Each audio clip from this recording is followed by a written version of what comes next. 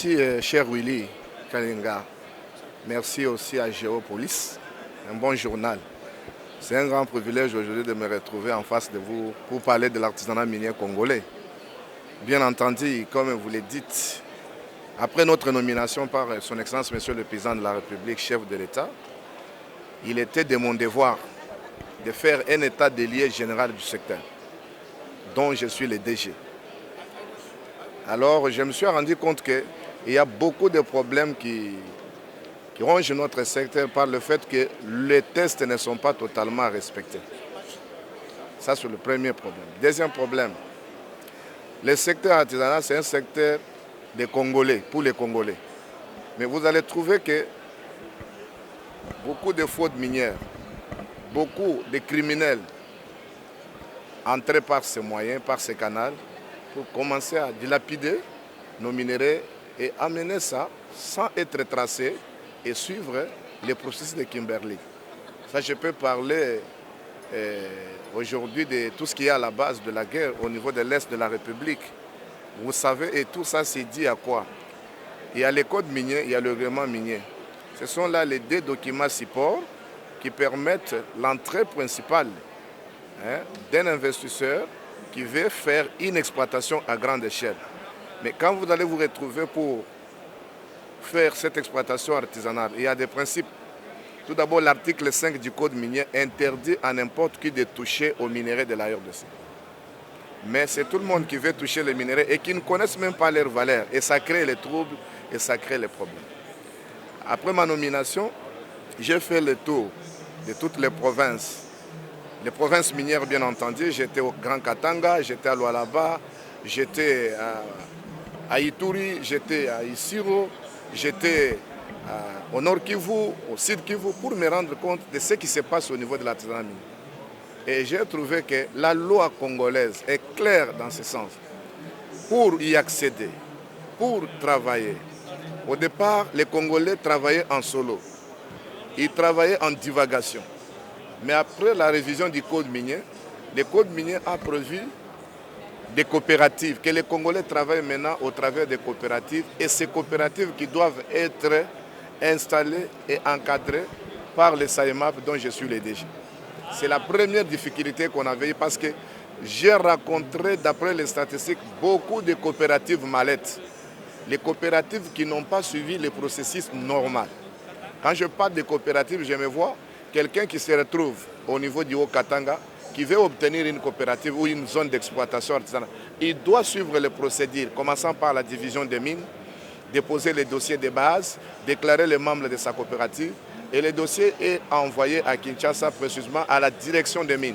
Et la direction des mines, à son tour, il fait ses études et le ministre des Mines reçoit un avis technique favorable de la direction des mines qui va permettre au ministre des Mines de faire quoi? De signer en délai 30 jours l'arrêté d'agrément.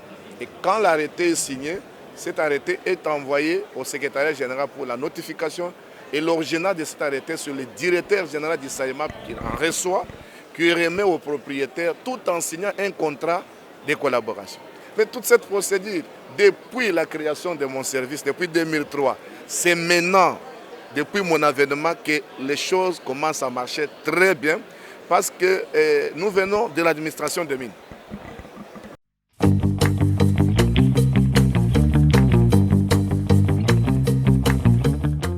D'abord, j'ai trouvé ITOA, qui a été une initiative de SAEMAP et CSC, qui sont les deux services techniques du ministère des Mines.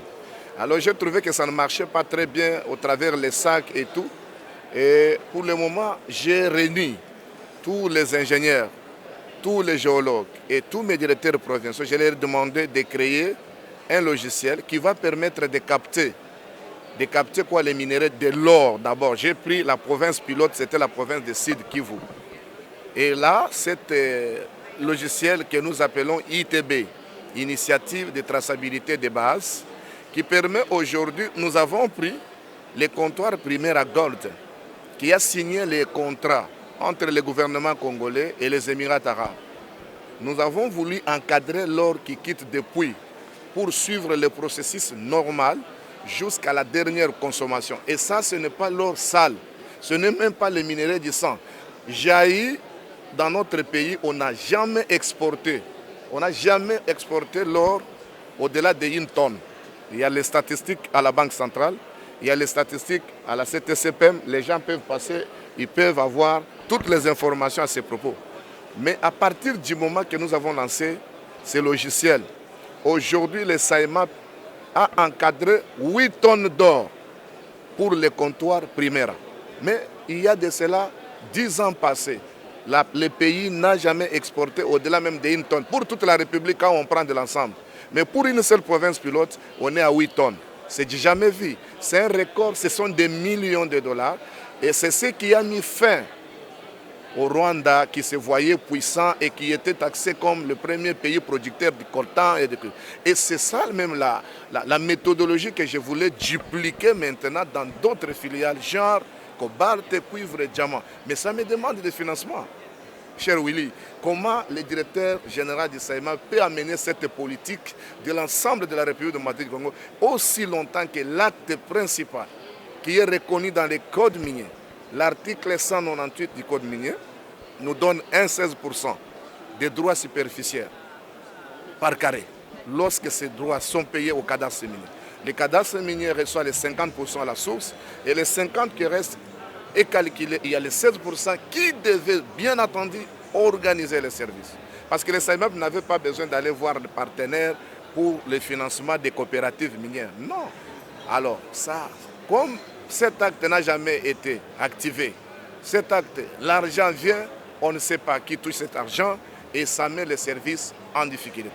Le DG vient, il trouve dans la caisse 60 000 francs congolais plus 32 000 dollars. Avec quelle politique d'un service par lequel nous encadrons au moins des millions de Congolais qui sont dans les sites miniers, qui sont partout là-bas. Mais à l'espace déjà de 6 mois, j'étais déjà en mesure de réaliser au moins 1 à 3 millions de dollars. Il faut que les Congolais puissent avoir la culture de consolider les vraies valeurs dans la communauté. Qu'on n'amène pas la politique là où il y a les technocrates qui apportent un plus pour le pays. C'est comme ça que, cher Willy, vous êtes un grand journaliste. Je vous donne, vous voyez ma main, je peux couper ma main. Venez au SAEMAP où je gère. Depuis je suis là, ça fait 2 ans. Venez voir. Un service qui n'avait pas les règlements d'administration. Vous m'avez vu hier sortir dans l'audience auprès du Premier ministre. C'était pour poser le problème des règlements d'administration, pour organiser les services. Un service que je trouve dans les décrets, on a créé que 4 directions qui sont dans les décrets. Mais nous sommes, toute la République, combien qui attend? Et tous ces Congolais-là sont les électeurs du président de la République. Là, vous faites de la politique, hein? Non. Je voudrais vous faire comprendre que j'encadre les artisanaux. Ils ont droit par entière comme tous les Congolais. Donc, vous attendez, quand vous donnez le mandat à un député, c'est un mandat de 5 ans. Les décrets qui créent le SAEMAP parlent de 5 ans et renouvelés une seule fois. Je suis à 2 ans. Évaluer le DG à la fin de son 5 ans pour voir que réellement, est-ce que le travail a été fait, on est arrivé à la hauteur.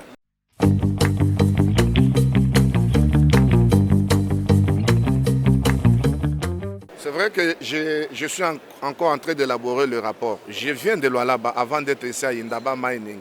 Je viens à Lualaba. Pourquoi? Parce que j'étais saisi par mon service qu'il y a des artisanaux qui sont entrés dans la concession de Mutanda Mining. Et j'ai fait la descente. Personnellement, j'ai demandé à son assistante, madame la ministre des Mines, de m'octroyer un ordre de mission. Et j'étais sur terrain, j'ai des images. Et j'ai trouvé un monde fou. Cette grande population-là, c'est dans une concession d'autrui. Il faut trouver des solutions. C'est vrai que la primaire est réservée à son assistante, madame la ministre des Mines. Après cela, j'ai pris l'engagement de soumettre à son excellence une demande auprès de Mutanda Mining pour un moratoire qui va me permettre maintenant de chercher les moyens par lesquels nous pouvons petit à petit évacuer ces artisanaux-là. Mais il faut passer par le recensement.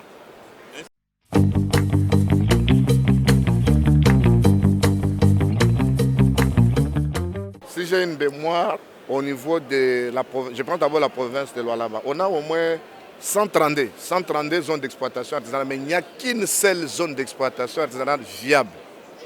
Vous voyez la difficulté. Des fois, ils sont dans les concessions d'autrui. Non, c'est-à-dire qu'il y a des EIA sur demande du SAEMAP. Il y a des titres miniers déjà déchus qui ne payent même pas les droits superficiels. Quand vous avez un titre minier qui a déjà expiré, par exemple, en 2014, et que ce permis d'exploitation a subi la procédure normale comment on appelle, le PV de non-commencement des travaux. On a constaté tout ça par le service des mines. On des choix. Qu'est-ce qu'il arrive maintenant? C'est de remettre cela dans le domaine de l'État pour permettre au SAEMAP de solliciter une zone d'exploitation. Mais vous allez voir, les concessionnaires cherchent toujours à concevoir, à maintenir ça. C'est ce qui crée beaucoup de désordre.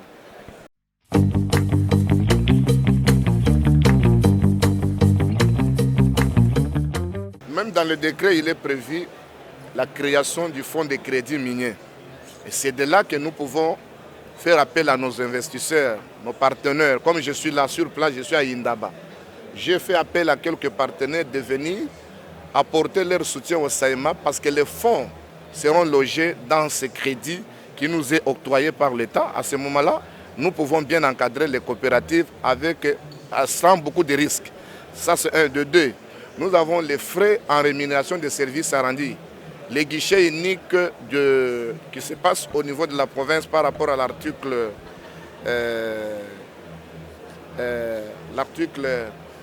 525 du Code minier. Ça donne la possibilité au gouverneur de province de signer l'arrêté. Et dans cet arrêté, il y a la clé de répartition. Il y a les 60% qui revient au SAEMAP et 40% qui revient au gouvernement provincial. Mais cette disposition n'a jamais été respectée par aucun gouverneur. Ça, je le dis, je ne cite pas les noms des personnes. Il y a même des gouverneurs qui vont très loin pour même récupérer les attributions du SAEMAP, pour mettre ça, ça devient les attributions tout à part. Oubliant que le SAEMAP, c'est un service public de l'État, doté d'une autonomie financière et administrative. Et les actes qui sont posés par le directeur général. L'article 6 de notre décret dit que le directeur général gère l'ensemble de toutes les activités du SAEMAP, coordonne les activités, gère le personnel, les finances et représente les services parmi les tierces.